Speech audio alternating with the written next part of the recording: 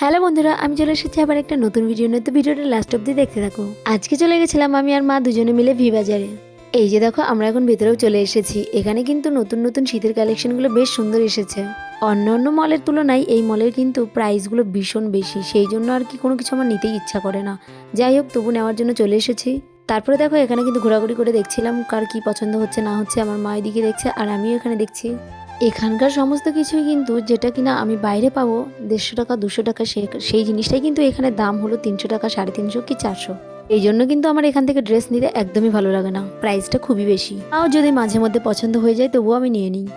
তারপরে দেখো, ঘুরে ঘুরে সব ড্রেস আমরা দেখে নিলাম। দেখা টাকার পর এই ড্রেসটা একটু মিমের জন্য দেখছিলাম, বাট এটার প্রাইসটাও অনেক ছিল।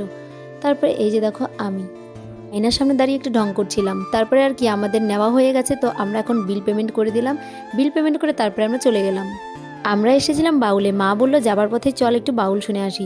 তো মা, এই যে দেখো, মাকে একটু হাসতে বলছিলাম জন্য মা বলছে না। তারপরে দেখো, বাউলে এসে অনেকদিন পর দেখা হয়ে গেল আমার বান্ধবীদের সঙ্গে। একজনের সঙ্গে তো অনেক দিন পর দেখা হলো, আর একজনের সঙ্গে মাঝে মধ্যে দেখা হয়।